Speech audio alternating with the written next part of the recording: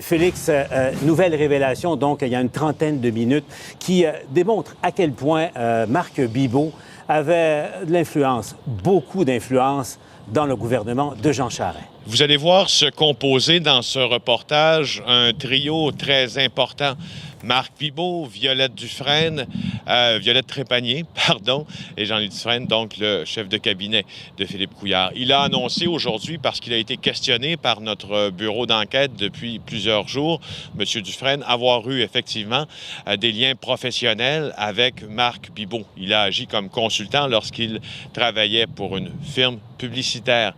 Alors, vous allez voir que oui, il y a eu des liens professionnels, mais vous allez voir autre chose, qu'on a tenté, Bibeau-Dufresne, d'influencer à l'époque les communications du gouvernement, semble-t-il, avec un certain succès.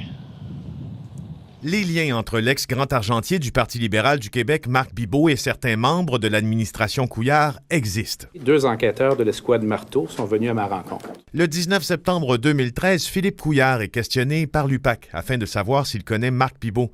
Selon les documents consultés, il déclare aux policiers « Ce n'est pas quelqu'un avec qui j'ai des contacts personnels. Je ne connais pas son influence. Sur moi, il n'en avait aucune. » quand même.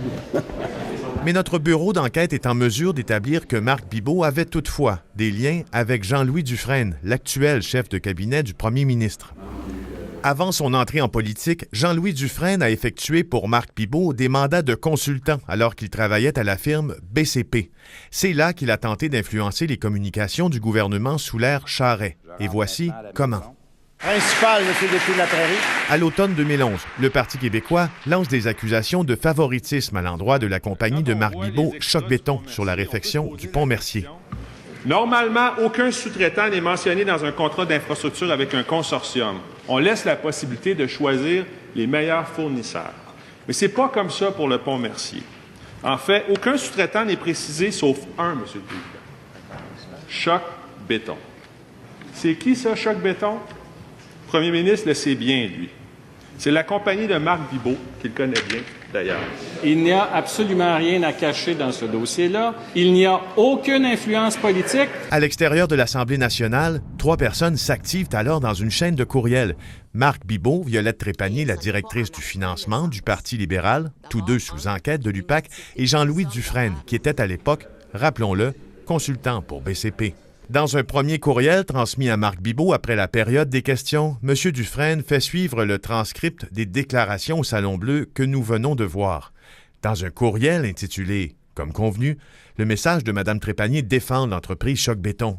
Dans une autre communication, Marc Bibeau demande à M. Dufresne de contacter l'attaché de presse du ministre Charest, Hugo Damour, pour lui fournir des éléments de réplique au Parti québécois. « S'il vous plaît, assure-toi que les infos se sont rendues à Hugo », écrit-il. De M. Rébello lors de la période de questions. Et c'est là que le ministre Moreau, que l'on vient de voir en chambre, tient un point de presse. C'est pas la première fois, M. Moreau, cependant, qu'il y a des liens qui sont faits entre M. Bibeau, Choc Béton, M. Charest. M. Kadir le fait l'an passé assez régulièrement. Mais vous voyez que ça ne résiste pas à l'examen des faits. Dans un courriel qui a suivi ce point de presse, Robert Bibeau, le frère de Marc Bibeau, exprime sa satisfaction. Le point de presse a été très bien fait et j'en suis très reconnaissant au ministre ainsi qu'aux gens de son ministère, écrit-il. Très belle sortie du ministre, en effet, acquiesce M. Dufresne.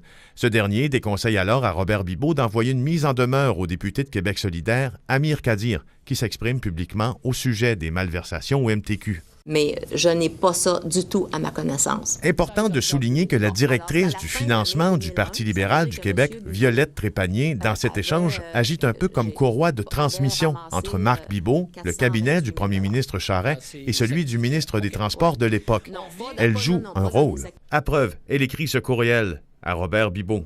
« J'ai avisé Hugo, mais ferai aussi le suivi avec Moreau. Je ne veux pas que ça tombe entre 2 chaises. » Toutes les personnes qui ont été contactées, que vous avez vues dans ce reportage-là, ont un peu minimisé la chose en disant que ce qui s'était produit là n'était pas si grave que ça. Il n'y avait pas d'ailleurs de problème éthique. C'était pas un péché, pour citer M. Moreau, ce qui s'était produit. Tous, sauf Violette Trépanier et Marc Bibeau, qui ne nous ont toujours pas rappelé. Voilà.